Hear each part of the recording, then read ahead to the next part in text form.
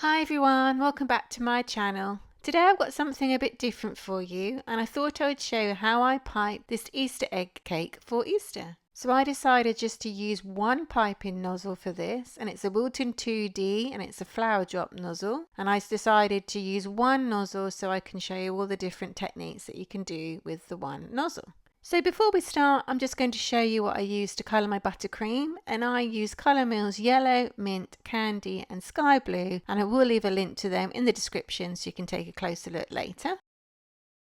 So to begin with, I'm just going to show you the basic flower drop, which produces like the star flower, which you can see here in the blue and the yellow. So firstly, you want to hold your bag straight down and then apply some pressure to the bag and then gently release the pressure and pull up and you'll get your flower. I'm going to show you that again in slow motion. You can see I'm applying pressure, and as I release the pressure, I gently pull up. The second time I apply a bit more pressure, stay a little bit longer, and I get a bigger flower. So still in slow motion, I'm just going to show you how to create a little bit of movement. So apply pressure like before and then twist, and you get a nice movement in those petals. And I use these for my buttercream hydrangeas, and I'll leave a link to that tutorial in the description and at the end of this video. Okay, so now I'm going to show you how to pipe the scrolls, which you can see here in green. So to do this, I hold the piping bag at a 45-degree angle. I apply pressure until I get a nice like bulb, kind of go up and then flick down as I gently release. So 45-degree angle with the bag, squeeze to make a bulb, reduce the pressure and sweep the tube down towards the surface to form a kind of tail, and then pipe the next scroll over the tail of the previous one.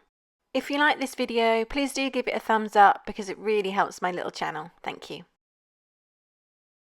And there you can see what it looks like on the side and on the top. Okay, so now we're going to do the small rosettes. And again, these are smaller versions of what you can put on a cupcake, and I have a tutorial for that, which I will leave a link to in the description and the end of this video. I'll show you in slow motion first time. So hold your piping bag straight down, apply pressure to get a star, and then with an even pressure, just go around that star. I'll show you that again in slow motion. That's it, make the star, go around, and then as you release pressure and pull up, you'll break away from the buttercream. And that's it in normal speed. So you can see how pretty it looks. It's like a rosette swirl, and as I said, they look lovely on cupcakes. So do look at my rose swirl cupcake tutorial. So now I'm going to show you the kind of star ruffled effect, which you can see here. They're great at filling in gaps on these type of cakes. So hold your piping nozzle straight down, apply pressure, and then release pressure as you pull away. And the amount of pressure that you use and the length of time will indicate how roughly and how big your star is. I'm just going to show you that again in slow motion. As I said, they're great at filling in little spots on your cake, as well as the smaller ones that you see in yellow.